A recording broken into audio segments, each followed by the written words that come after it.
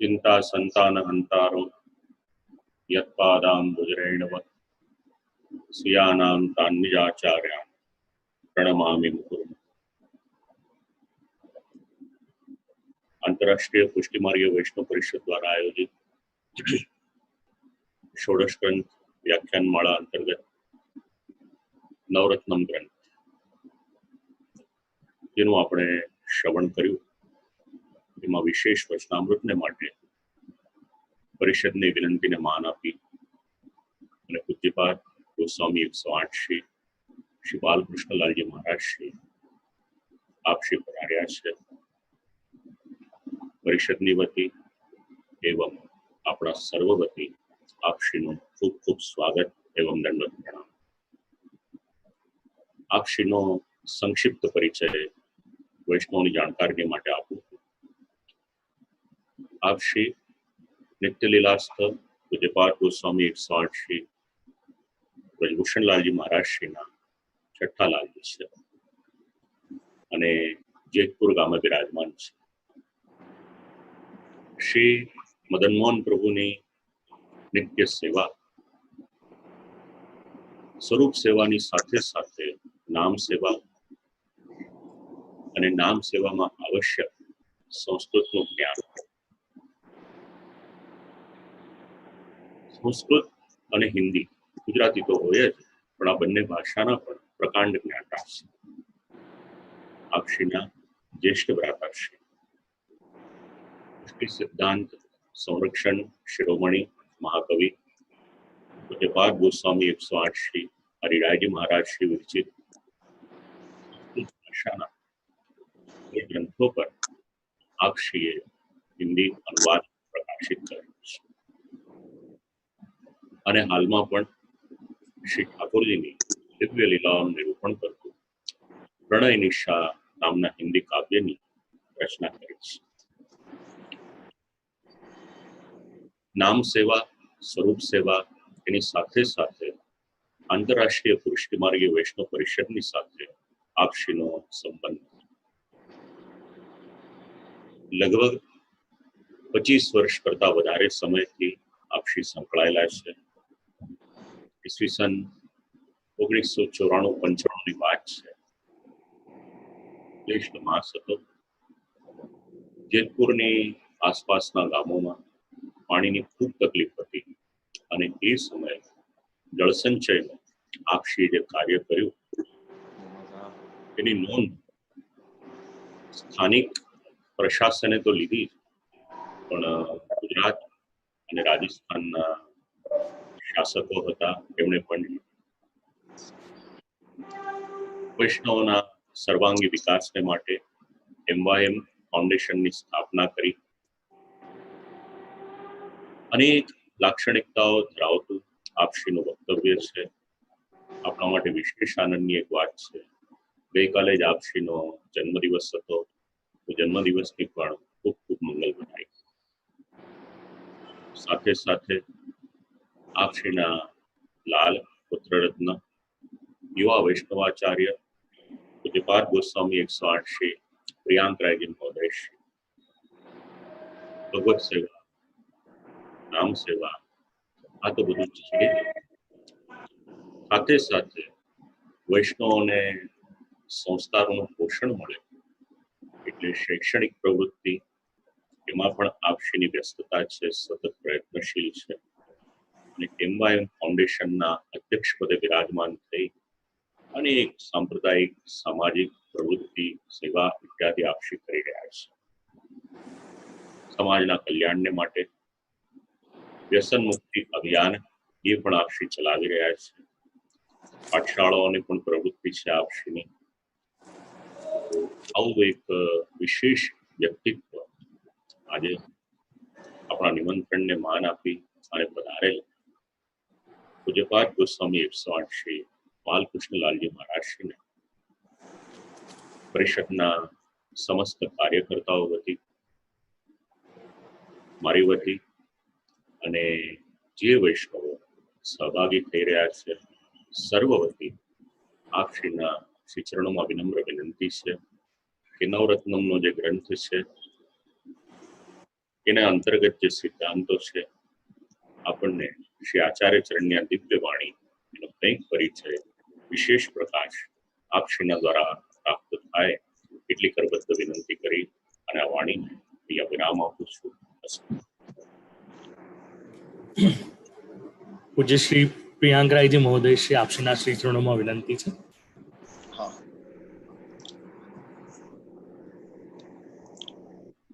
સર્વપ્રથમ તો અવાજ આવે છે ને મારો? જી. શાસ્ત્રીજીને તો ક્યારે અમે મળ્યા નથી, પણ ખૂબ આનંદ થયો આજે સાંભળીને અને મળીને. કાકાશ્રી થોડી વાર લાગશે, થોડી વાર પછી પધારશે.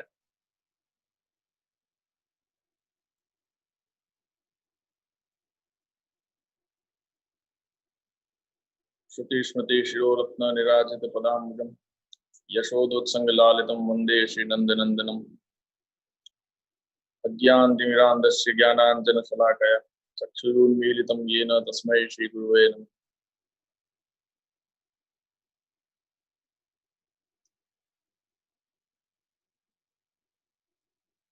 સર્વપ્રથમ તો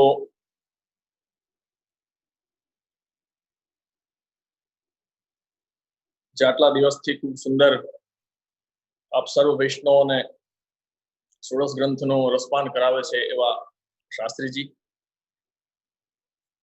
એમને નમસ્કાર.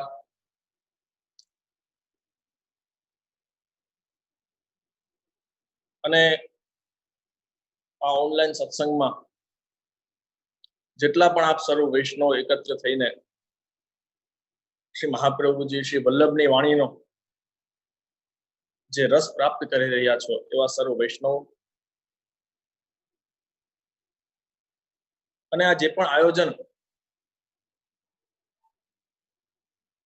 જે આજના સમય પ્રમાણે સોશિયલ મીડિયા દ્વારા જે આ સત્સંગનું આયોજન કરવામાં આવ્યું અને આંતરરાષ્ટ્રીય પુષ્ટિમાર્ગીય વૈષ્ણવ પરિષદ દ્વારા એમના તમામ સભ્યો, જો કે એ બધાને તો અમે પરિચિત નથી, ઓળખતા નથી, પરંતુ અમારા જે સંપર્કમાં છે, અહીં શ્રી દાદાજીનો ઉત્સવ હતો ત્યારે પણ આવેલા જે પરિષદના આપણે જયેશભાઈ શાહ, એમનો ઉત્સાહ અને એમને પુષ્ટિમાર્ગ માટે કંઈક કરવાની જે ભાવના છે એ ખૂબ જ આનંદની વાત છે.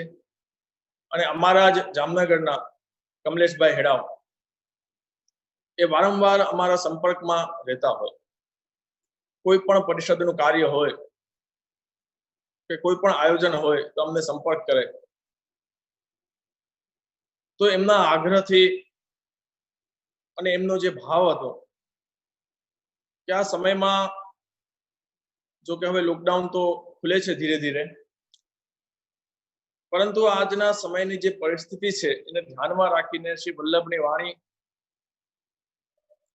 જે શાસ્ત્રીજી દ્વારા આપણે બધા સાંભળીએ છીએ, કાલના પણ જે એમના વક્તવ્ય હતો એમને સાંભળ્યું, ખૂબ જ આનંદ આવ્યો.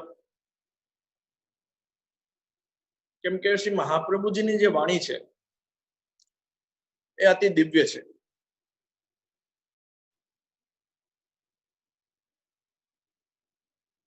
અને દરેક વૈષ્ણવને મારે એ જ વસ્તુ ખાસ કહેવાની છે, કેમ કે નવરત્ન ગ્રંથ, ષોડશ ગ્રંથમાંનો જે નવરત્ન ગ્રંથ છે, જેમ શાસ્ત્રીજીએ કાલે પણ વાત કરી હતી કે નવરત્ન સમાન છે, અને એ પણ શ્રી મહાપ્રભુજીની વાણી. જો કે અમે ઘણી વખત પ્રવચનોમાં પણ કહેતા હોઈએ કે વૈષ્ણવનું કર્તવ્ય છે સત્સંગ કરવું, વાંચન કરવું. તો આપણે કયા પ્રકારના ગ્રંથો, કયું પ્રકારનું સાહિત્ય પુષ્ટિ માર્ગનું વાંચવું જોઈએ. અને હંમેશાથી અમારો એ જ આગ્રહ રહ્યો છે કે ઘણા બધા અંકો આવે છે, ઘણા બધા લેખકોના પુસ્તકો આવે છે, વૈષ્ણવના પણ આવે છે, એ આપણે વાંચીએ એ અવશ્ય જરૂરી છે. પરંતુ સૌ પ્રથમ વૈષ્ણવનો આગ્રહ કે સાક્ષાત શ્રી મહાપ્રભુજીની જે વાણી છે શ્રી ગુસાઈજીની જે વાણી છે એનું અવગાહન કરવું એ અતિ આવશ્યક છે. કેમ કે આપણે જ્યારે કોઈ બીજાની વસ્તુ વાંચીએ છીએ ત્યારે એના વિચારો આપણે ઉપર અસર કરે છે. અને આપણા વૈષ્ણવના સમગ્ર પુષ્ટિ જીવના અહો ભાગ્ય છે કે આપણને સીધે સીધી શ્રી મહાપ્રભુજીની વાણી ષોડશ ગ્રંથ રૂપે હોય કે શ્રી સુબોધનીજી રૂપે હોય કે નિબંધ રૂપે હોય કે અન્ય જેટલા પણ ગ્રંથો છે, શ્રી મહાપ્રભુજી જે પરિશ્રમ લઈને દેવીજીઓ માટે જે આ સુંદર ગ્રંથોની રચના કરી છે તો એનું અવગાહન આપણે કરવું જોઈએ.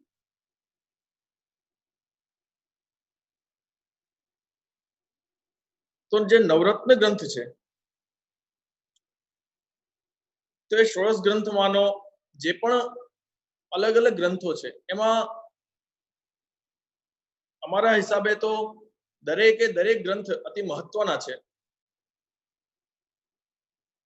પરંતુ પુષ્ટિમાર્ગીય જીવ માટે આ જે નવરત્ન ગ્રંથ છે એ અતિ મહત્વનો છે. આજની પરિસ્થિતિને ધ્યાનમાં રાખીને જોઈએ તો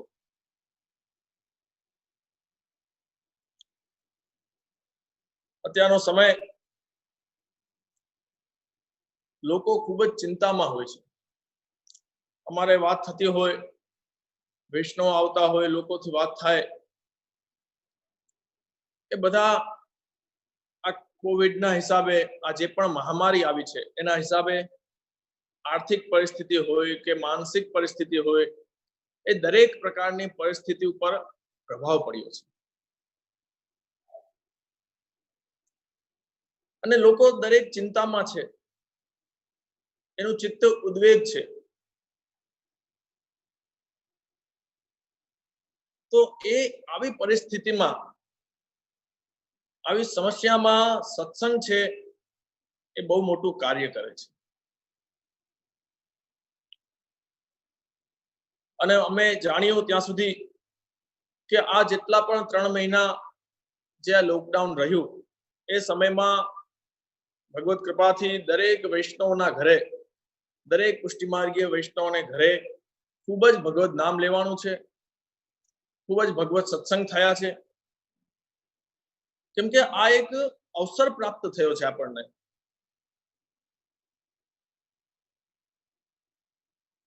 અને પ્રભુ જે કરે છે એ જીવના સારા માટે જ કરે છે.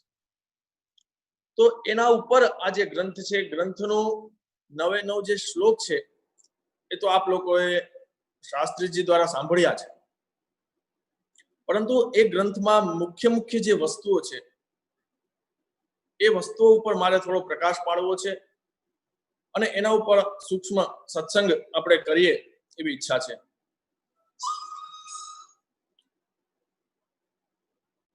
કે સર્વપ્રથમ આ ગ્રંથનો મુખ્ય વિષય સમજીએ તો એ છે શબ્દ ચિંતા. આપણા વૈષ્ણવમાં પણ જ્યારે વાત થતી હોય, ચર્ચા થતી હોય ત્યારે લોકો એમ વાત કરતા હોય કે ચિંતા છે, ટેન્શન છે, બહુ તકલીફ છે, તો નવરત્નનો પાઠ કરો ને. બહુ સામાન્યમાં લોકો વિચારતા હોય અને કહેતા હોય કે નવરત્નનો પાઠ કરો, નવરત્નનો પાઠ કરો. પણ મૂળ સમજવાની વાત એ છે કે નવરત્નનો પાઠ ચિંતા દૂર કરવા માટે છે, પણ એ ચિંતા કયા પ્રકારની,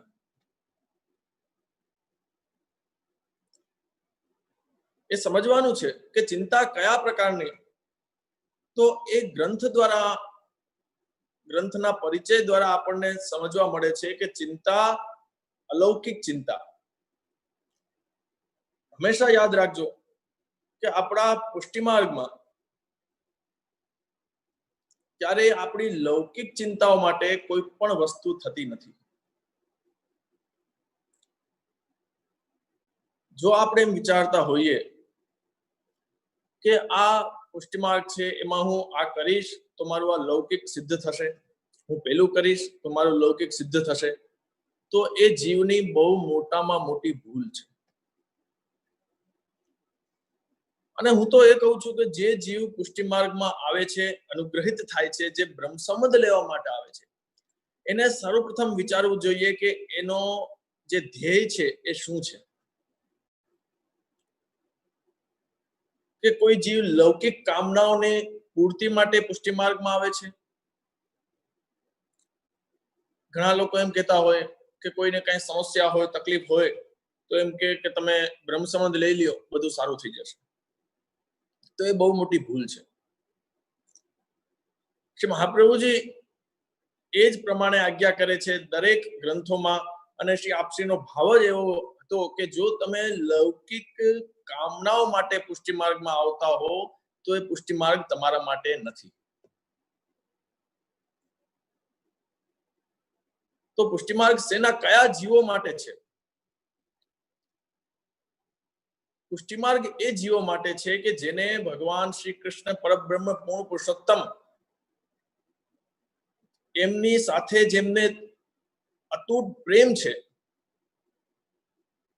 અને જે જીવને ફરીથી આ લૌકિક સંસાર છોડીને પ્રભુ પ્રાપ્તિ કરવી છે, આ ચક્કરમાં, સંસારના ચક્કરમાં નથી પડવું, એના માટે આ પુષ્ટિ માર્ગ છે. તો સૌથી પહેલી મહત્વની વાત તો એ આપણે સમજવી જોઈએ કે આ નવરત્ન ગ્રંથ છે આ આપણી અલૌકિક ચિંતાઓ, પ્રભુ સંબંધી ચિંતાઓ, આપણે જીવને બ્રહ્મ સંબંધ પ્રાપ્ત કર્યા પછી જે ચિંતાઓ થાય છે એ વાત અલગ છે કે આજના સમયમાં આ કલિકાલમાં લોકોની વૃત્તિઓ ફરી ગઈ છે, લોકોના વિચારો ફરી ગયા છે. એટલે બહુ જૂજ અમારા હિસાબે વિચાર કરીએ તો બહુ ઓછા લોકો એવા હશે કે જેમને આવી અલૌકિક ચિંતાઓ થતી હશે. તો શ્રી મહાપ્રભુજીએ જે ગ્રંથની રચના કરી છે એ ગોવિંદ દુબે, જે ભગવદીય વૈષ્ણવ હતા, એ પ્રસંગ તો શાસ્ત્રીજીએ કાલે આપ બધાને કીધો. તો અલૌકિક ચિંતાઓ મનમાં, ચિત્તમાં ઉદ્વેગ હોય, મનમાં આપણને ટેન્શન હોય કે મારું મેં સમર્પણ કરેલું છે, બ્રહ્મ સંબંધ લીધેલું છે, તો મારું શું થશે? ઘણી વખત વૈષ્ણવ પણ અમને વિનંતી કરતા હોય કે જે અમે બ્રહ્મ સંબંધ લીધું, હવે શું થશે? પ્રભુ અમારું સ્વીકાર કરતા હશે? અમે ઠાકોરજીની લીલામાં પ્રાપ્તિ થશે? એ ઘણી બધી ચિંતાઓ થતી હોય. તો એ બધા માટે અમારે એ જ કહેવાનું છે કે એ ચિંતાઓ કરવાની જરૂર નથી. કે જ્યાં એવા સમર્થ ગુરુ, જગતગુરુ શ્રી વલ્લભાચાર્યજી, શ્રી મહાપ્રભુજી સાક્ષાત આપણને સમજાવે છે કે કોઈ પણ પ્રકારની અલૌકિક ચિંતાઓ જીવને કરવાની નહીં.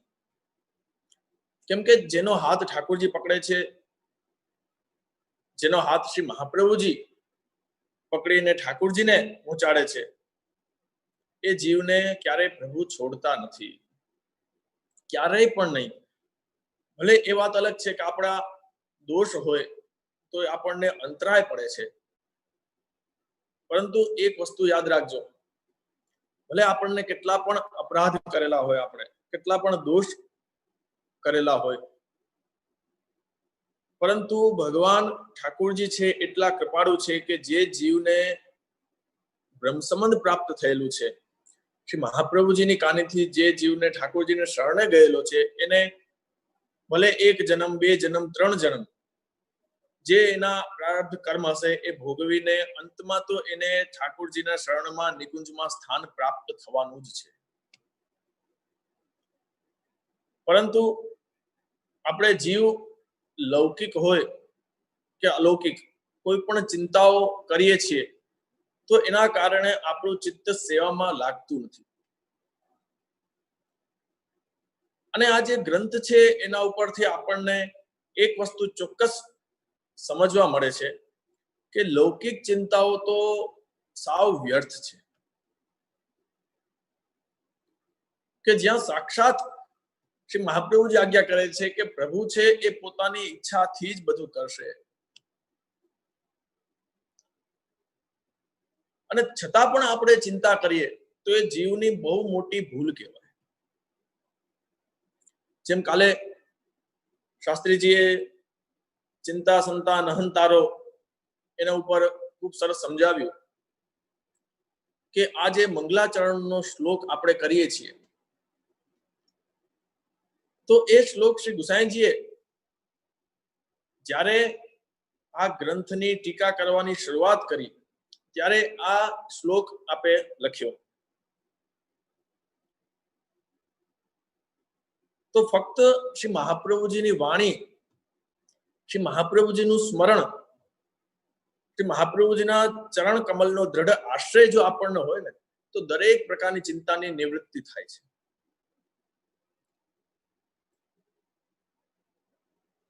અને આની ટીકામાં શ્રી પુરુષોત્તમજીએ ખૂબ સુંદર સમજાવ્યું કે આપણે સેવામાં 3 પ્રકારના દોષ બાધા કરે છે. પેલું છે કાલ, બીજું છે પ્રારબ્ધ અને ત્રીજું છે સ્વભાવ. કે આજની જે પરિસ્થિતિ છે, કાલ એવો આવી ગયો છે કે આપણને સમય નથી મળતો. આપણે વિચાર કરો, કેટલા લોકો બ્રહ્મ સંબંધ પ્રાપ્ત કરે છે, કેટલા લોકો સત્સંગ કરે છે, કેટલું બધું જાણે છે, કેટલા વૈષ્ણવ છે કે બધું જાણે છે, પુષ્ટિમાર્ગ શું છે જાણે છે, છતાં પણ એમને આપણે પૂછીએ કે તમે ઠાકોરજીની સેવા કરો છો, તો એ જવાબ હોય છે કે ના, સમય નથી. તો એ કાલનો પ્રભાવ છે કે લોકોને જીવને સમય નથી મળતો. અને બીજું છે પ્રારબ્ધ. હવે પ્રારબ્ધ છે એ પ્રભુની ઈચ્છા છે કે પ્રારબ્ધ આપણા એવા હોય છે કે આપણે સેવા કરવા જઈએ તો આપણે બીમાર થઈ જઈએ, શારીરિક તકલીફ હોય, કોઈ માનસિક તકલીફ હોય, તો એ પણ દોષ આપણને નડે છે. અને ત્રીજું છે સ્વભાવ, કે આપણો સ્વભાવ એવો હોય છે કે આપણે ઘરમાં પણ સેવા બિરાજતી હોય તો આપણે ક્લેશ થતો હોય, કે બહુ ક્રોધ આવતો હોય, કે બહુ ચિંતા ટેન્શન થતી હોય, તો પણ આપણું ચિત્ત સેવામાં નથી લાગતું અને સેવા છૂટી જાય છે. તો આ બધા દોષ છે. પરંતુ પ્રભુ કૃપાથી આપણે સત્સંગ કરીએ, સ્મરણ કરીએ, જેટલું બને એટલું ભગવદ નામ લઈએ, તો અવશ્ય એક સમય એવો આવે કે આ કાલ છે, પ્રારબ્ધ છે, સ્વભાવ છે, એ દરેક વસ્તુનો જે પ્રતિબંધ છે એ દૂર થાય અને આપણું ચિત્ત સેવામાં લાગે અને પ્રભુ આપણી સેવા અંગીકાર કરે. તો નવરત્ન ગ્રંથમાંથી મુખ્ય વિષય જે છે એ હું લઈશ, કેમ કે વધારે સમય નથી. હમણાં પૂજ્ય કાકાશ્રી પણ વધારશે. તો નવરત્ન ગ્રંથના મુખ્ય જે વિષયો છે એમાં જે મેં વાત કરી ચિંતા, અને મેં એના ઉપર જ હું ભાર મૂકું છું કે ચિંતા, આપણે અલૌકિક ચિંતા માટે શ્રી મહાપ્રભુજી વાત નથી કરતા. શ્રી સુબોધનીજીમાં શ્રી મહાપ્રભુજી 2 પ્રકારની એની આપ આજ્ઞા કરે છે કે ચિંતા 2 પ્રકાર હોય. એટલે ચિંતા હોય એનો મતલબ ખરાબ જ કહેવાય એવું નથી. ઘણાને ખબર ન હોય ચિંતા એટલે ખરાબ જ છે, એવું નથી. એ ચિંતા સારી પણ હોય. એના માટે શ્રી મહાપ્રભુજી આજ્ઞા નથી કરતા કે ન કરવી. આપણે પ્રભુની સેવામાં એ વિચાર કરીએ કે જેટલું બને એટલું સુંદર સેવા પ્રભુની કરી શકું, જેટલું બને એટલું સુંદર મનોરથો કરી શકું, તો એ વિચાર આપણે કરવા જોઈએ. એટલે શ્રી મહાપ્રભુજી આજ્ઞા કરે છે કે ચિંતન અને સ્મરણ. તો ચિંતન શું છે? સપ્રયત્ન ચિત્ત વ્યાપાર ચિંતનમ. અને સ્મરણ અપ્રયત્ન ચિત્ત વ્યાપાર સ્મરણમ. કે જે આપણે વિચાર કરીને આપણી રીતે પ્રયત્ન દ્વારા જે ચિંતન કરીએ, વિચાર કરીએ, ચિત્તનો જે વ્યાપાર થાય એને ચિંતન કહેવાય. અને આપણા ચિત્તમાં કોઈ પણ પ્રયત્ન ન કરીએ, વગર વિચારીએ જ જે ચિત્તનો વ્યાપાર થાય એને સ્મરણ કહેવાય. જેમ કે આપણે પ્રભુનું સ્મરણ થઈ જાય તો આપણને કોઈ વિચાર ન હોય છતાં પણ પ્રભુની યાદ આવી જાય, પ્રભુની લીલાઓનું સ્મરણ થાય, તો તો એ સ્મરણ છે. અને જો આપણે વિચાર કરીએ કે પ્રભુને આપણે બેસીએ, સત્સંગ કરીએ, ઠાકોરજીની લીલાનું અવગાહન કરીએ, તો એ ચિંતન છે. કેમ કે એ પ્રયત્ન દ્વારા થાય છે, અને જે પ્રયત્ન વગર થાય એ સ્મરણ છે. તો એને શ્રી મહાપ્રભુજી એમ નથી કહેતા, આજ્ઞા નથી કરતા કે ન કરવું, પરંતુ જે લૌકિક ચિંતાઓ છે, ઠાકોરજીની સેવા બાબતની, આપણા જીવની, કે આપણું શું થશે એ બાબતની જે ચિંતાઓ છે, એનો ત્યાગ કરવાની શ્રી મહાપ્રભુજી આજ્ઞા કરે છે. તો એક તો મહત્વનો વિષય થયો ચિંતા. બીજો, કઈ પ્રકારની ચિંતા? તો ખૂબ સુંદર જે શ્લોક છે, વિનિયોગેપી સાત્યાજ્યા સમર્થો હિ હરિસ્વતઃ, કે ઘણા વૈષ્ણવો ચિંતા કરતા હોય કે આપણે પ્રભુને ભોગ ધરીએ છીએ, પ્રભુને સમર્પિત કરીએ છીએ, તો શું આપણું ઠાકોરજી અંગીકાર કરતા હશે? પુષ્ટિ પ્રભુ પુષ્ટિ જીવનું જે પણ ધરે છે એ અંગીકાર કરતા હશે? એ સ્વાભાવિક ચિંતા દરેક જીવને થતી હોય. કૃપાથી શ્રી મહાપ્રભુજી હૃદયમાં બિરાજીને એમને પુષ્ટ કરાવાય છે. કેમ કે જેટલા પણ વલ્લભકુલ બાળકો આ ભૂતલ ઉપર બિરાજે છે એ પુષ્ટિ દ્વાર છે. અને હકીકતમાં આપણા દરેકના ગુરુ હોય તો એ શ્રી મહાપ્રભુજી વલ્લભાચાર્યજી છે. ઘણી વખત એવા પ્રશ્ન થતા હોય કે કોઈ જીવને બ્રહ્મ સંબંધ પ્રાપ્ત થયું હોય, પણ એને યાદ નથી હોતું કે મેં બ્રહ્મ સંબંધ કોની પાસે લીધું. ઘણી વખત એવા પ્રશ્નો આવતા હોય. એ યાદ હોય છે કે બ્રહ્મ સંબંધ પ્રાપ્ત કરેલું છે, પણ કયા વલ્લભકુલ પાસે કયા ગુરુદેવ છે એમના એમને ખબર હોતી નથી. ત્યારે અમે એમને કહેતા હોઈએ કે જો તમે પાછું બ્રહ્મ સંબંધ ન લો તો પણ ચાલશે, કેમ કે તમને જો એ યાદ છે કે બ્રહ્મ સંબંધ થયેલું છે, તો પછી તમે શ્રી મહાપ્રભુજીનું ચિત્ર પધરાવીને એમને જ તમે ગુરુ માનો તો એ તમારું કાર્ય પૂર્ણ થઈ જશે. કેમ કે આપણા દરેકના ગુરુ શ્રી મહાપ્રભુજી છે, શ્રી વલ્લભ છે, અને એમના દ્વારા જ એ દ્વાર રૂપી દરેક વલ્લભકુલ હોય છે એ બ્રહ્મ સંબંધ પ્રાપ્ત કરાવે છે. તો આપણા મનમાં એ દ્રઢ વિશ્વાસ હોવો જોઈએ કે ઠાકોરજીએ આપણો હાથ પકડેલો છે, એટલે આપણે જે પણ ઠાકોરજીને ભોગ ધરીએ છીએ એ અવશ્ય ઠાકોરજી અંગીકાર કરે છે અને કરે જ છે. 84-252 વાર્તા પ્રસંગોમાં આપણે ઘણા એવા બધા પ્રસંગો જોઈએ છીએ કે જે આપણને સાક્ષાત અનુભવ થાય કે આ જે પણ બધી આજ્ઞાઓ છે શ્રી મહાપ્રભુજીની એ સાક્ષાત થઈ રહી છે. આ વિનિયોગમાં જ જે સમર્પિતના જ પ્રસંગમાં આપણે એક પ્રસંગ આવે છે,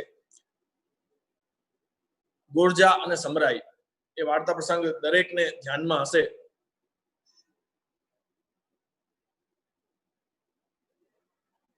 કે સાસુ અને વહુ એ ઠાકોરજીની સેવા કરે છે, તો જે ગોરજા છે એ સાસુ, પહેલાના સમયમાં એવા નામ રાખવામાં આવતા, તો જે સાસુ છે એ ખૂબ જ પ્રેમથી ઠાકોરજીની સેવા કરે, એમને વહુને સેવા ઓછી કરવા દે. એમને એટલો ભાવ કે ના હું જ સેવા કરું, અને વહુને મનમાં ખૂબ જ તાપ ક્લેશ કે મને ક્યારે સેવા પ્રાપ્ત થાય, ભીતરની સેવા. તો એક દિવસ થયું એવું કે સાસુને શ્રી મહાપ્રભુજીને પધાર્યાની ખબર મળી સિંહનંદમાં, થાનેશ્વરમાં કે સિંહનંદમાં. ત્યાં એ પોતે જાય છે સાસુ, અને વહુને કહીને જાય છે કે હું 2-3 દિવસ થશે, હું મહાપ્રભુજી પધાર્યા છે ત્યાં દર્શન કરવા જાઉં છું. અને જોજો પ્રભુની લીલા, વહુને સેવાનો જે તાપ હતો એ દૂર થાય છે અને સેવા પ્રાપ્ત થાય છે. એ સમરાઈ સેવા કરે છે, પોતે નાહીને ઠાકોરજીને રાજભોગની સામગ્રી પહોંચે છે, ખૂબ જ શુદ્ધતાથી પવિત્રતાથી સેવા કરે છે, અને ઠાકોરજીને રાજભોગ ધરે છે, ટેરો લે છે. પછી સમય થાય છે, ભોગ સરાવે છે, અને જોવે છે તો ભોગ જેમ હતા એમ જ બિરાજે છે. અને એમને મનમાં થાય છે કે અરે આ તો પ્રભુએ કઈ આરોગ્યું જ નથી. મારા સાસુજી જ્યારે ભોગ ધરતા ત્યારે તો ઠાકોરજી બધું આરોગતા હશે, આ તો દરેક સામગ્રી જેમ છે એમ જ બિરાજે છે. હવે વિચાર કરો વૈષ્ણવ કે પ્રસંગ વાંચીને એ વિચારીને આપણું ચિત્ત, મારી પાસે કોઈ શબ્દ નથી કે વૈષ્ણવ પહેલાના સમયમાં વૈષ્ણવમાં કેટલી નિખાલસતા હતું, કેટલા ભોળાપણું હતું. કેમ કે આજના પરિપ્રેક્ષ્યમાં આપણે જોઈએ તો આજના સમયમાં લોકો એટલા ચતુર થઈ ગયા છે કે આપણે સામાન્ય લોકો વિચારતા હોય કે આ તો સ્વરૂપ છે, આ તો મૂર્તિ છે, આ થોડી આરોગે. પરંતુ એ સમયમાં એટલું ભોળપણ હતું કે એટલે પ્રભુ એમને ઉપર કૃપા કરતા. તો એમને એટલો ભાવ હતો કે સાક્ષાત પ્રભુએ આ સામગ્રીમાંથી કાંઈ પણ વસ્તુ આરોગી નથી. એટલે એમને વિચાર આવ્યો કે મારા સેવામાં, મારી આચાર વિચાર ક્રિયામાં કંઈક ભૂલ રહી ગઈ હશે. એટલે ફરીથી હું જાઉં, સ્નાન કરું, શુદ્ધતાથી પાછી સામગ્રી કરી અને પાછી ઠાકોરજીને ભોગ ધરે છે. અને સમય લે છે, પાછો જોવે છે તો સામગ્રી જેમ હતી એમ જ પાછી બિરાજે છે. ફરીથી એમને ચિંતા થાય છે, ફરીથી વિચાર આવે છે કે કંઈક મારી ભૂલ રહી ગઈ હશે. ફરીથી પાછું સ્નાન કરીને ઠાકોરજીને પાછો ભોગ ધરે છે. 3 વખત આ રીતે સામગ્રી ભોગ ધરે છે. ત્રીજી વખત પણ ભોગ ધરે છે, છતાં પણ એ જ દર્શન થાય છે. એટલે એ બહુ પોતે ચિંતામાં અને થાક પણ લાગેલો હતો, એ ચિંતામાં બેભાન થઈ જાય છે. ત્યારે પ્રભુ કૃપા કરે છે, ઠાકોરજીને વિચાર આવે છે અને સાક્ષાત નવનીત પ્રિયાજી એ પધારે છે અને વહુને જગાડે છે કે ઉઠ. ત્યારે વહુ જાગે છે અને વિનંતી કરે છે કે મારી સેવામાં કંઈક ભૂલ રહી ગઈ પ્રભુ, એટલે આપે મારી સામગ્રી અંગીકાર ન કરી. ત્યારે ઠાકોરજીએ શું આજ્ઞા કરી? પ્રભુએ એક જ આજ્ઞા કરી કે રોજ તો હું 1 વખત રાજભોગ આરોગું છું, પરંતુ આજે મેં 3 વખત રાજભોગ આરોગ્યા. તો કહેવાનો તાત્પર્ય એ છે, હજી વાર્તા તો આગળ વધે છે અને શેન ભોગ ધરે છે, એ વહુના હાથે ઠાકોરજી સાક્ષાત આરોગે છે.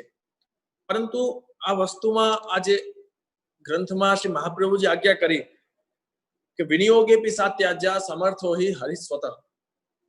એ ઉપર, આ વાર્તા ઉપરથી આપણે સમજી શકાય કે પ્રભુ આપણી દ્રષ્ટિ એવી છે એટલે આપણને સાક્ષાત એ દર્શન નથી થતા, પરંતુ ઠાકોરજી આપણે જે પણ સામગ્રી ભોગ ધરેલી હોય છે એ સામગ્રી આપણને દેખાતી નથી, આરોગે છે, પરંતુ એની અંદર રહેલો જે આપણો ભાવ છે ને એ પ્રભુ અંગીકાર કરે છે. એટલે જ આ પુષ્ટિ માર્ગનો નિયમ છે કે આપણે સેવાની દરેક વસ્તુ કરીએ, દરેક જે પણ ક્રિયા કરીએ એ ભાવ સહિત કરીએ. કેમ કે જ્યાં સુધી ભાવ નહીં હોય, જ્યાં સુધી પ્રેમ નહીં હોય, ત્યાં સુધી પ્રભુ કોઈ પણ વસ્તુ આપણી સ્વીકાર કરતા નથી. એ વસ્તુ ખાસ યાદ રાખજો કે ભાવ અતિ મહત્વની વસ્તુ છે પુષ્ટિ માર્ગમાં. અને ભાવ હશે તો તમારો 56 ભોગ પણ ઠાકોરજી સ્વીકાર કરશે. અને એક નાની કટોરીમાં જે પણ વસ્તુ તમે મિશ્રી ધરો છો એ પણ ઠાકોરજી સ્વીકાર ખૂબ જ પ્રેમથી કરશે. અને એટલો જ આનંદ ઠાકોરજીને આવશે કે જેટલો 56 ભોગ આરોગવામાં આવે છે. એ વસ્તુ યાદ રાખજો. કોઈ જીવ એમ વિચારતો હોય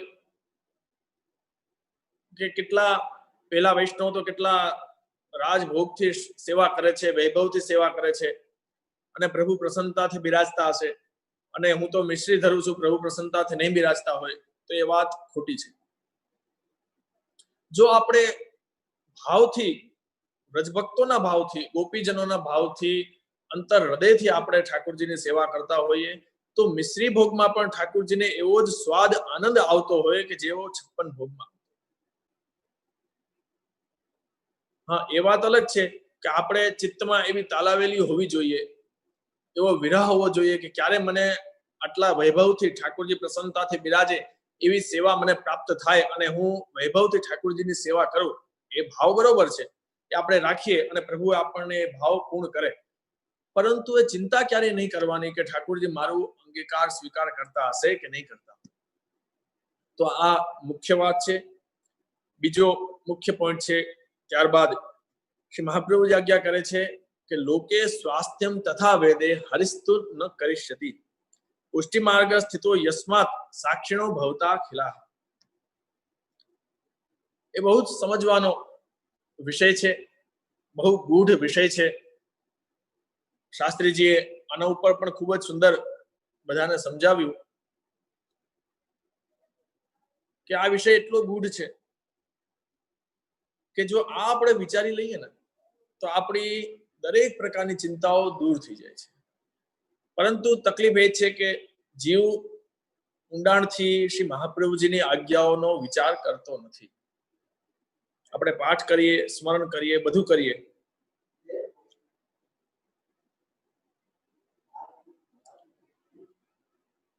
આપણે બધું કરીએ, પરંતુ શ્રી મહાપ્રભુજીને વાણીનો ગૂઢ અર્થ, ગૂઢ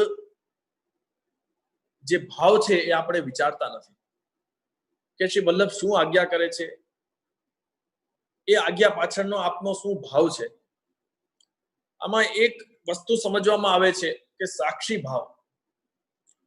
અને શાસ્ત્રો, પુરાણો, ઉપનિષદો એ દરેક એક જ વાત કહે છે કે આ સંસારમાંથી દુઃખ દૂર કરવું હોય, ચિંતા દૂર કરવી હોય તો જ્યારે આપણે સાક્ષી ભાવ આપણામાં આવી જશે ત્યારે કોઈ પણ પ્રકારની ચિંતા આપણને હેરાન કરશે નહીં.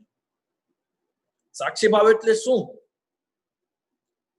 સાક્ષી ભાવ એટલે કે જે પણ થઈ રહ્યું છે એ પ્રભુની લીલા છે. આપણે તો માત્ર સાક્ષી છીએ કે એની સાક્ષી પુરાવી છીએ કે જોઈએ છીએ કે આ બધું થઈ રહ્યું છે.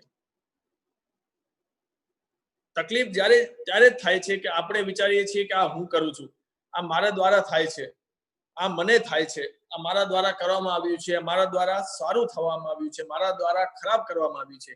જ્યારે આપણે એ વિચારીએ છીએ ને ત્યારે જ આપણને ચિંતા થાય છે, ત્યારે જ આપણને ઉદ્વેગ થાય છે.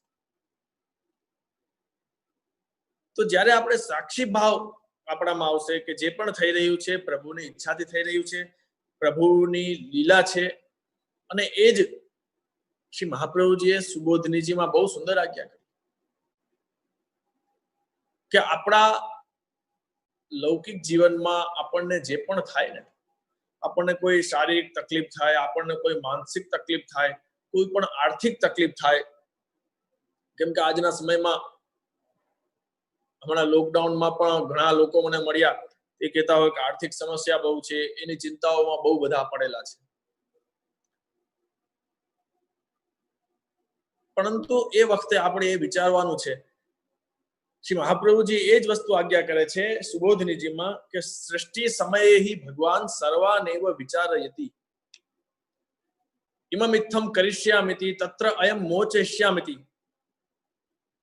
શ્રી મહાપ્રભુજી શું આજ્ઞા કરે છે કે જ્યારે આ સૃષ્ટિની રચના થઈ ને ત્યારે જ પ્રભુએ બધાના પ્રારબ્ધ નક્કી કરી દીધા કે કોને શું કરવું, કોને કઈ રીતે ક્યાં પહોંચાડવો, કોને કઈ રીતે જે અપરાધ છે એ ભોગવવા. એ બધી વસ્તુ સૃષ્ટિના જ્યારે શરૂઆત થઈ ત્યારે જ ઠાકુરજીએ બધા માટે વિચારી દીધેલું છે. તો આપણે ચિંતા કરીએ એ વ્યર્થ છે કે મારું શું થશે, મારા આનું શું થશે, હું આ કરું છું કેમ થશે, કેમ કે ઠાકુરજીએ જ બધું નક્કી કરેલું છે. અને એક વાત હું વારંવાર કહું છું કે જ્યારે આપણા દોષ સંપૂર્ણપણે નષ્ટ થઈ જશે ત્યારે ઠાકુરજી સીધા આપણને પોતાના શરણમાં સ્વીકાર કરી દેશે. એ પછી દોષ હોય, આપણા પાપ હોય કે પુણ્ય હોય, બંને વસ્તુ જ્યારે સાવ પૂર્ણ થઈ જશે, આપણે પુણ્ય પણ ભોગવી લેશું, પાપ પણ ભોગવી લેશું, ત્યારે જ ઠાકુરજી પોતાના પાસે આપણને બોલાવશે. આ જન્મમાં નહીં તો આવતા જન્મમાં ભોગવશે, પરંતુ એ ત્યારે જ આપણે જઈ શકશું જેમ ગોપીજનો સાથે રાસલીલાના પ્રસંગમાં થયું કે જે લોકો પ્રભુએ વેણુનાદ કર્યો, જે ગોપીજનો અંતર્ગ્રહતા એ ઠાકોરજીના વેણુનાદ શ્રવણ કરીને ન જઈ શક્યા, એ ઘરે જ રહી શક્યા, એમને પ્રતિબંધ હતો, તો એમનો એ સમયમાં એમની જે લીલા પ્રાપ્તિ થઈ, એમનો જે જીવ ગયો ત્યારે એ ઠાકોરજીમાં જ પ્રાપ્ત થયા. એ શું કામ? કેમ કે એમના જે પાપ છે, એમના જે પુણ્ય છે, એ સમયમાં એ ભોગવાઈ ગયા. ખેર, એ વિષય તો બહુ વિસ્તૃત છે, પરંતુ આપણે એ સમજવાનું છે કે જે પણ થાય છે એ ઠાકોરજીની લીલા છે. એટલે કોઈ પણ પ્રકારની ચિંતા કદાપી જીવે કરવી ન જોઈએ. શારીરિક તકલીફ હોય, માનસિક તકલીફ હોય, આર્થિક તકલીફ હોય, ઘણી બધી તકલીફો જીવને હોય છે, પરંતુ એમાં કંઈક ને કંઈક પ્રભુની લીલા એવી હોય છે કે જીવ માટે સારું જ હોય છે. એક પ્રસંગ આને અનુરૂપ યાદ આવે છે. મર્યાદા ભક્તનો છે, છતાં પણ ખૂબ સમજવા જેવો અને ચિંતન કરવા જેવો છે. માધવદાસજી કરીને એક વૈષ્ણવ હતા, જગન્નાથજીના સેવક હતા. જગન્નાથપુરીમાં જગન્નાથજીનું જે સ્વરૂપ બિરાજે છે, એમાં ખૂબ જ આસક્તિ. અને જેમ આપણા શ્રીનાથજી ગોવર્ધન ધરણ એમને સાથે કુંમનદાસજી સાથે આપ ખેલતા, અને શ્રીનાથજીને પણ એમની વગર ચાલતું નહીં. એ જ પ્રમાણે જગન્નાથજીને પણ એ સેવક હતા માધવદાસજી. એ માધવદાસજી વગર પણ ઠાકોરજીને, જગન્નાથજીને ચાલતું નહીં.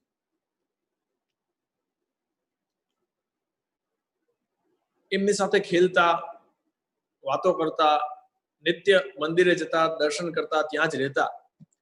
જગન્નાથજી એમને સાનુભાવ જતાવતા, પરંતુ ધીમે ધીમે એવો થયો કે એમની વૃદ્ધાવસ્થા આવી, અને એક સમયે એમને અતિસાર નામનો રોગ થયો. આ સાંભળજો, અતિ મહત્વનો પ્રસંગ છે અને ખૂબ જ એમાંથી સમજવા મળશે આપણા જીવનમાં. એમને અતિસાર નામનો રોગ થયો. હવે થયું એવું કે એ રોગ થયો એટલે એ મંદિરે ઠાકોરજીના દર્શન કરવા જઈ શકતા નતા. હવે જેમ ભક્તને પ્રભુનો વિરહ થાય ને, એમ પ્રભુને પણ ભક્તનો વિરહ થાય છે. આપણે એ વાત ન વિચારવી જોઈએ કે આપણને જ પ્રભુની યાદ આવે છે. પ્રભુને પણ આપણી યાદ આવતી હોય. એક વસ્તુ યાદ રાખજો કે જો જીવ ખૂબ જ પ્રેમથી ઠાકોરજીને સ્મરણ કરતો હોય, વિરહ કરતો હોય, તો આપણે જ વિરહ કરતા હોય એવું નથી. જો આપણે હૃદયથી ઠાકોરજીને યાદ કરીએ, હૃદયથી વિરહ કરતા હોઈએ, તો પ્રભુ પણ આપણને એટલા જ યાદ કરે છે કે જેટલા આપણે ઠાકોરજીને યાદ કરીએ છીએ. તો હવે થાય છે એવું કે જગન્નાથજીને પણ એ ગમતું નથી કે માધવદાસ આવતા નથી, શું કરવું? એટલે જગન્નાથજી પોતે સાક્ષાત ત્યાં માધવદાસજી જ્યાં આપ લેટેલા છે, એને અતિસારનો રોગ થયેલો છે, એ આખા શરીરમાં કેટલા દિવસથી એ સ્નાન નથી કરી શક્યા અને મલ લાગેલું છે આખા શરીરમાં, ત્યાં પ્રભુ પોતે પધારે છે. અને બેશુદ્ધ, બેભાન અવસ્થામાં માધવદાસજી પડેલા છે, ત્યાં પ્રભુ પધારે છે. અને જગન્નાથજી પોતાના શિયસ્તથી એ માધવદાસને ઉઠાવે છે. માધવદાસ તો બેભાન અવસ્થામાં છે, એમને જગાવે છે. અને ઠાકોરજી, જગન્નાથજી પોતે સ્વયં એ માધવદાસના પોતાના એના અંગમાં જે મેલ લાગેલો છે એ હાથેથી દૂર કરે છે. વિચાર કરો પ્રભુનો પ્રેમ. ત્યારે માધવદાસને પ્રભુના સુંદર શ્રેયસ્તની સુવાસ આવે છે. ખબર પડે છે કે અરે આ હાથ કોના છે? આ તો કરકમલ મારા પ્રભુના છે. જોવે છે અને ખૂબ જ દુઃખ થાય છે, ચિંતા થાય છે કે અરે પ્રભુ, આપ આ શું કરો છો? મને આ કયા અપરાધમાં નાખો છો? મારું આટલું ખરાબ દેહ છે, મલ લાગેલો છે, અને આપ આવું કાર્ય કરો છે, મને નથી ગમતું. એને કરતા તો પ્રભુ આપ મને મૃત્યુ દંડ આપી દો, અથવા આપને જો આટલો જ બધો પ્રેમ હોય ને, પ્રભુએ આજ્ઞા કરી, અરે માધવદાસ, એમાં શું થયું? તું રોજ મારી સેવા કરે છે, રોજ મારી પાસે આવે છે, પરંતુ આજે પરિસ્થિતિ આવી છે, તો આજે હું તારી સેવા કરી લઉં, તેમાં શું થઈ ગયું? મને ભક્તની સેવા કરવામાં ખૂબ આનંદ આવે છે.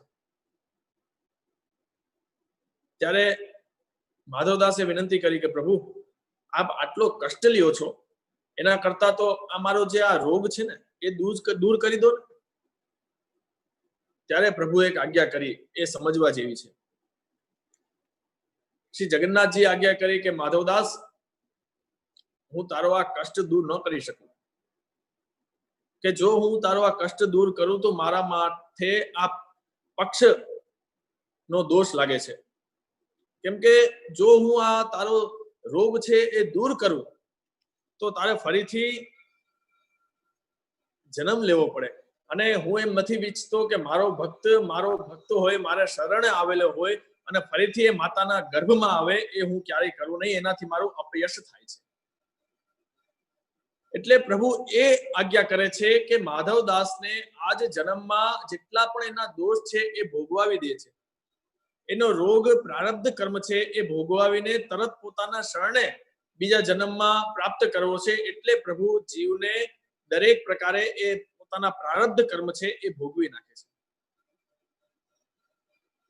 અને આ વાર્તા ઉપરથી જ મારે દરેકને કહેવું છે કે લૌકિકમાં પણ ઘણા લોકો વિચારતા હોય કે કોઈ પણ જીવ હોય કે કેટલી બધી સેવા કરે છે, એ વૃદ્ધાવસ્થામાં એને આ તકલીફ થાય છે, આવી ગતિ થાય છે, આ પરિસ્થિતિમાં એને જીવવું પડે છે.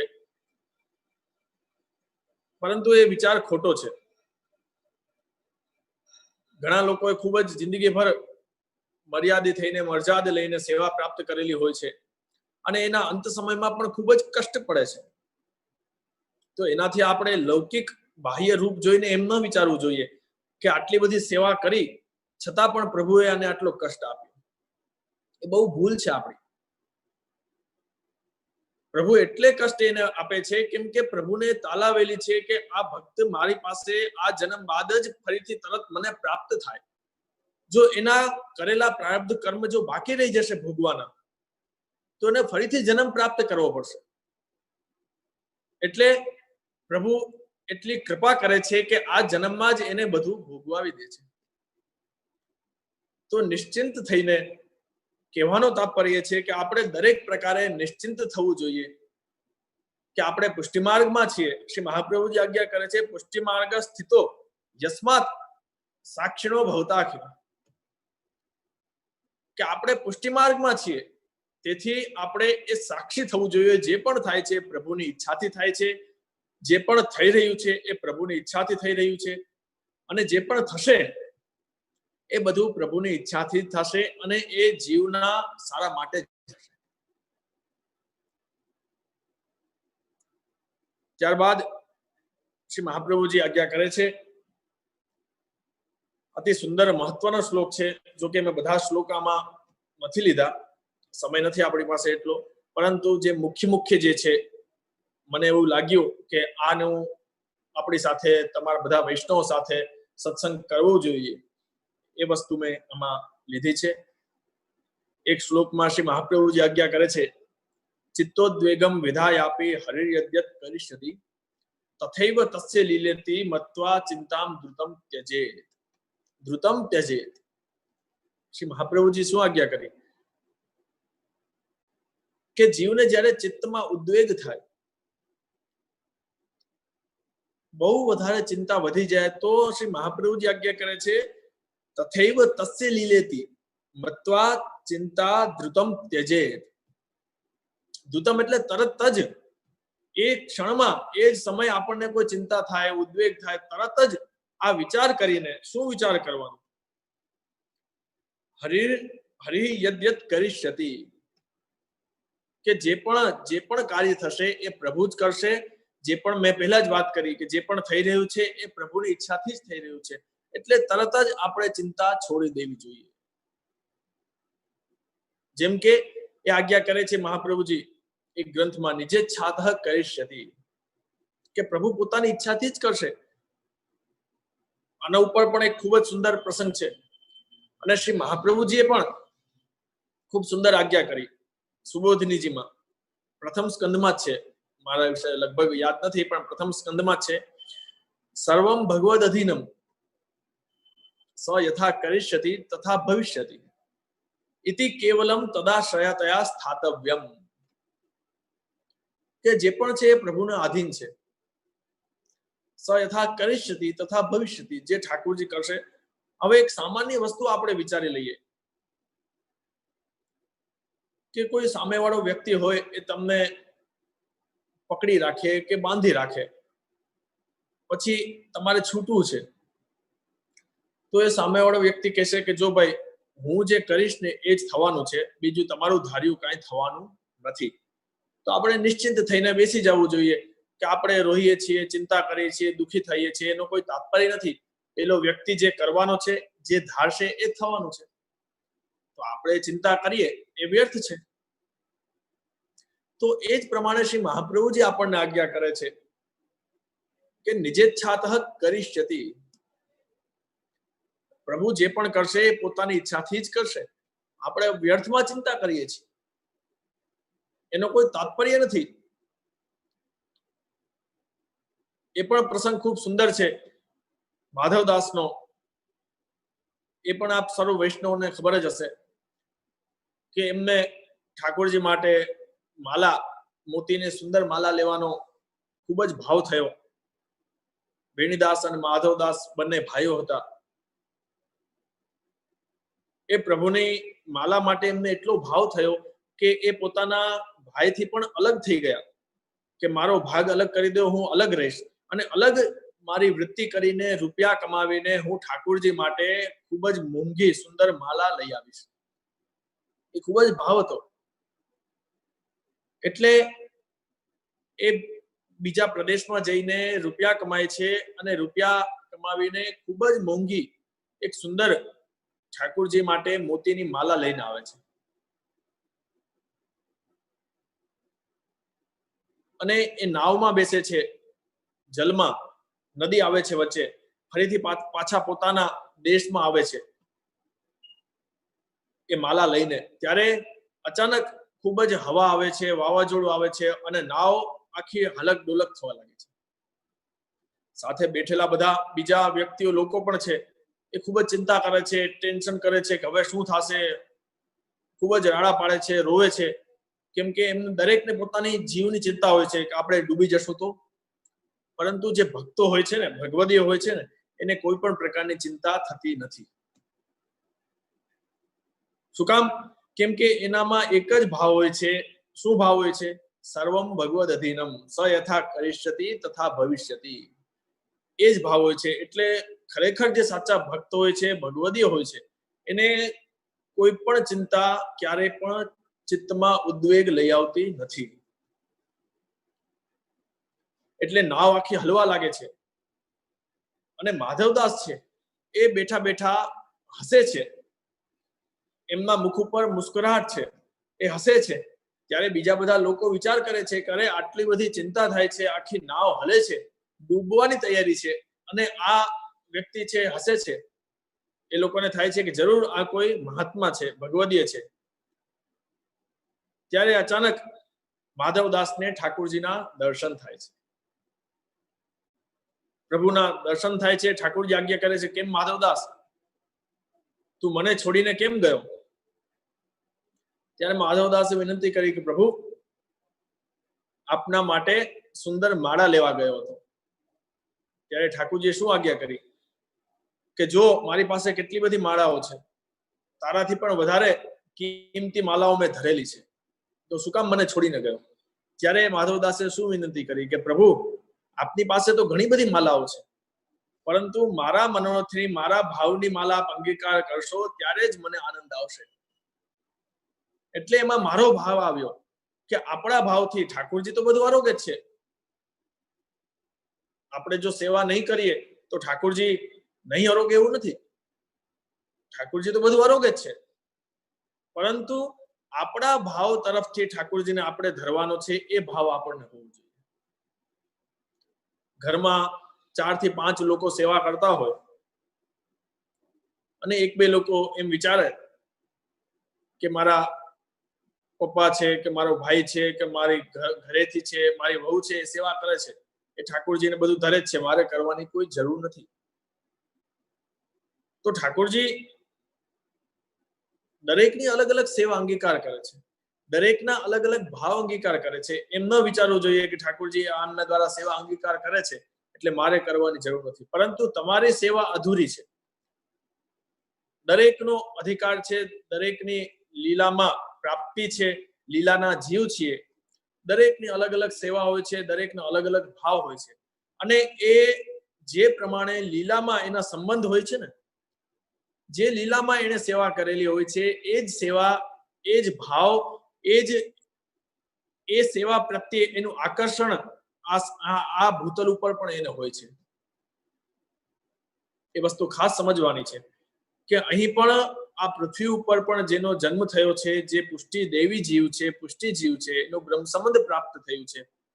પછી એ ઠાકોરજીની સેવા કરતા હોઈએ કે કોઈ વલ્લભકુલની ગુરુની સેવા કરતા હોઈએ, તો એ સેવામાં જે જીવનું જે પ્રમાણેનું આકર્ષણ હોય છે, જેમાં ચિત્તે એનું લાગતું હોય છે, તો એ અવશ્ય યાદ રાખજો કે લીલામાં પણ એનું ચિત્ત એ જ સેવામાં હોય છે, અને લીલામાં પણ એ જ સેવા એ જીવ કરતો હોય છે. તો માધવદાસનો ભાવ હતો કે મારી સેવા, મારા તરફથી માલા આપે અંગીકાર નથી કરી. ત્યારે ઠાકોરજી આજ્ઞા કરી, લાકડી હાથમાં હતી અને નાવ ઉપર લાકડી હતી કે હમણાં ડુબાડી દઉં, હમણાં તું મરી જઈશ તો મને માલા ક્યાંથી અંગીકાર કરાવીશ. ત્યારે પ્રભુએ શું આજ્ઞા, આપણે માધવદાસે શું વિનંતી કરી? નિજે છાતઃ કરિષ્યતિ. ખાલી એટલો જ શબ્દ માધવદાસે વિનંતી કરી, નિજે છાતઃ કરિષ્યતિ. જો આપણા જેવા જીવ હોય લૌકિક, કોઈ આ કલિયુગ પ્રમાણે તો શું સામાન્ય જીવ કરે, એ આપણે વિચારી શકીએ કે ના પ્રભુ રક્ષા કરજો, બચાવો, મને બચાવો, મારે મરવું નથી, બરોબર. પરંતુ આ ભગવદીઓના ચરિત્રથી આપણે સમજી શકીએ કે એમને શું વિનંતી કરી? નિજે છાતઃ કરિષ્યતિ, કે જેવી આપની ઈચ્છા હોય એ આપ કરો. પ્રભુની ઈચ્છાથી જ બધું થાય છે. ત્યારે પ્રભુએ ફરીથી વાવાઝોડુંને બંધ કર્યું, નાવ પાછી સ્થિર થાય છે, અને માધવદાસ ફરીથી પોતાના પ્રભુ પાસે જાય છે અને સુંદર માલા અંગીકાર કરાવે છે. તો કહેવાનું તાત્પર્ય એ છે કે આ સમગ્ર સૃષ્ટિમાં જે પણ થઈ રહ્યું છે એ પ્રભુની ઈચ્છાથી થઈ રહ્યું છે. મૂળ વિષય ઉપર આપણે આવીએ કે આ નવરત્ન ગ્રંથ છે, એમાં નવરત્ન સમાન જે શ્લોકો છે એ આપણા અલૌકિક જીવનની, બ્રહ્મ સંબંધ જીવની જે ચિંતાઓ છે એ દૂર થાય છે. અને હું તો કહું છું, લૌકિક ચિંતાઓ પણ આપણે જે કરીએ છીએ ને, કે મારું શું થશે, મારું આ થશે, મારા છોકરાનું શું થશે, મારા પરિવારનું શું થશે, તો એ પણ ચિંતા આપણે આનાથી દૂર થઈ શકે જો આપણે આ ગ્રંથનો હાર્દ, આ શ્લોકનો જે મર્મ છે સમજીએ કે નિજે છાતઃ કરિષ્યતિ, જે થાય છે પ્રભુની ઈચ્છાથી થાય છે. તો દરેક ચિંતા અલૌકિક હોય કે લૌકિક એ આપણે નિવૃત્ત થાય છે. પરંતુ આ ગોવિંદ દુબેની જે ચિંતા હતી એ અલૌકિક હતી, આત્મા સંબંધી હતી, પ્રભુ સેવા સંબંધી ચિંતા હતી, એ દૂર થઈ છે. તો આપણે શ્રી મહાપ્રભુજીને એ જ વિનંતી કરીએ કે એ જ ભાવથી પાઠ કરીએ કે આપણી અલૌકિક ચિંતાઓ જે થાય, પહેલી વાત તો થતી જ નથી, એ વિરહ, એ ભાવના પ્રગટ થાય અને એ ઠાકોરજીની અલૌકિક ચિંતાઓ થાય, ત્યારબાદ ચિંતાઓની નિવૃત્તિ થાય અને ચિત્તમાં જે ઉદ્વેગ છે એ દૂર થઈને ઠાકોરજીની સેવા આપણે પૂર્ણ ભાવથી કરી શકીએ. તો જ આપણો આ જે દેહ છે, આપણી ઇન્દ્રિયો છે, એક દરેક પ્રકારે ઠાકોરજીમાં વિનિયોગ થાય. કેમ કે દરેક ઇન્દ્રિયોનો, જેમ શાસ્ત્રીજીએ વાત કરી હતી નવધા ભક્તિની, કે અલગ અલગ ભક્તિ દ્વારા, અલગ અલગ આપણી ઇન્દ્રિયો દ્વારા ઠાકોરજીની સેવા આપણે કરી શકીએ.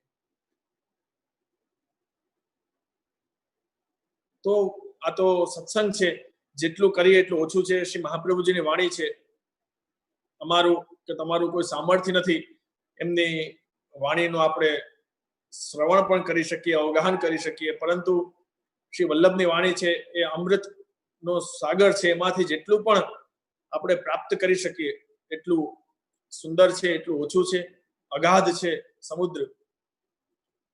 આખું જીવન આપણે બેસીને સત્સંગ કરતા રહીએ છતાં પણ એ પૂર્ણ ન થાય. નિત્ય લીલા નિત્ય નવતન શ્રુતિ ન પામે પાર. તો ખાસ ફરીથી શાસ્ત્રીજીને પણ કહેવાનું કે આવી રીતે જ દરેક વૈષ્ણવને પણ ખૂબ જ સુંદર અવગાહન કરાવતા રહે. ષોડશ ગ્રંથ ઉપર ખૂબ સુંદર કરાવે છે અને એ શ્રી વલ્લભની વાણી આપણે સાંભળીએ અને મહત્વની વાત એ છે કે આપણા જીવનમાં આપણે ઉતારીએ.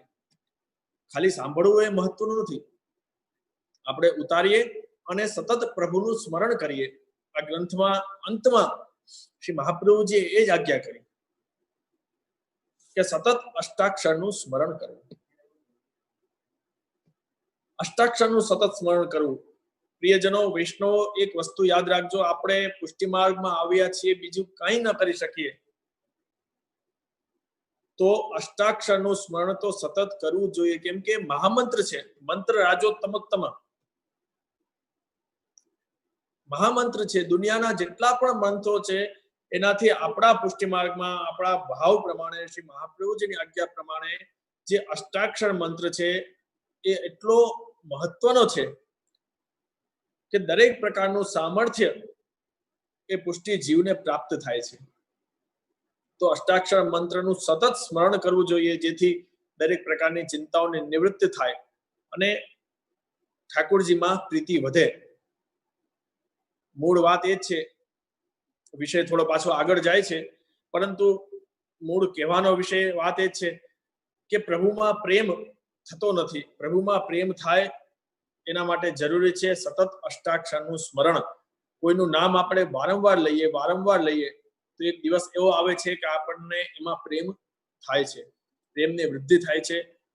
એટલે આપણે ઠાકોરજીનું સ્મરણ કરીએ, અષ્ટાક્ષરનું જેટલું બને એટલું અવગાહન કરીએ, કેમ કે અષ્ટાક્ષર એક જ મંત્ર એવો છે કે આપણે કોઈ પણ ક્ષણમાં, કોઈ પણ પરિસ્થિતિમાં, કોઈ પણ જગ્યાએ આપણે એનું મનન સ્મરણ કરી શકીએ. તો એ વૈષ્ણવને નિશ્ચિંત થઈને એ અષ્ટાક્ષરનું સ્મરણ, ઘણા લોકો પ્રશ્ન કરતા હોય કે અષ્ટાક્ષરનું સ્મરણ અપવિત્ર અવસ્થામાં કરાય કે ન કરાય, પરંતુ અમારા હિસાબે અષ્ટાક્ષરનું સ્મરણ કોઈ પણ પરિસ્થિતિમાં આપણે કરી શકીએ.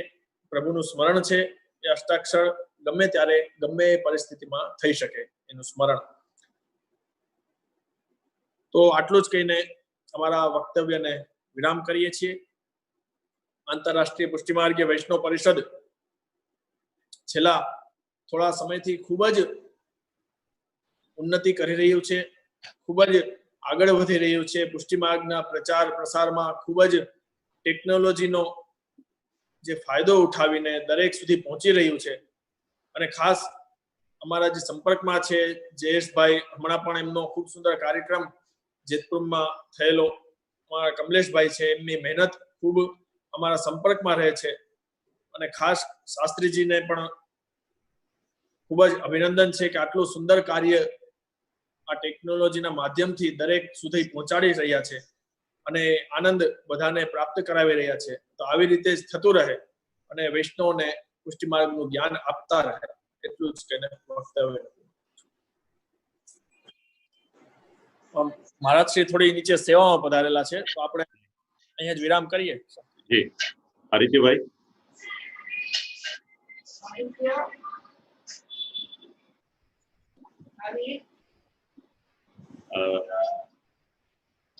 આંતરરાષ્ટ્રીય પુષ્ટિમાર્ગીય વૈષ્ણવ પરિષદ વતી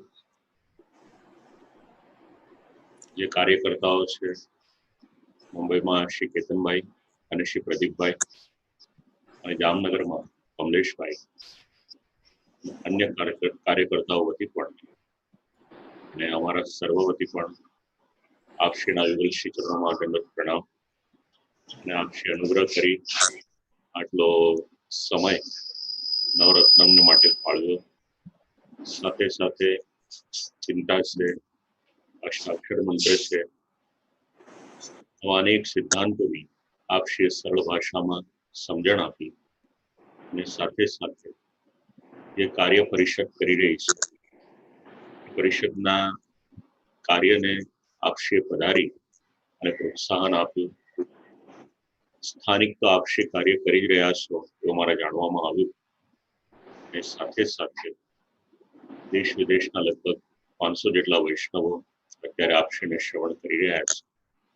તો આ બધાની વતી આપના શ્રી ચરણોમાં તમને પ્રણામ કરું અને સાથે સાથે આપના સર્વે સ્વરૂપ શ્રી ઠાકોરજીના યુગલ શ્રી ચરણોમાં અમારા સમસ્ત પરિવાર વતી સદૈન્ય દંડવત પ્રણામ સ્વીકાર માટે કરબદ્ધ વિનંતી છે.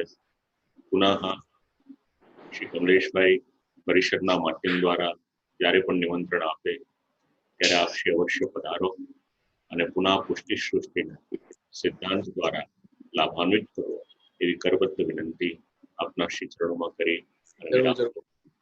અમને પણ ખૂબ જ આપની સરળ ભાષા ખૂબ જ ગમી છે, ખૂબ આનંદ આવ્યો. પ્રભુ સરળ હોય તો સમજી શકે છે, જરા અઘરું બોલીએ તો પછી શ્રોતાઓને સમજવામાં સાનુકૂળતા રહેતી નથી. એટલે જ રાખીને મૂળ કન્ટેન્ટ એમને જ રાખ્યું છે, ખાલી એનું ટીકા ગ્રંથોના આધારે ખાલી સરળતા કરી દીધી છે.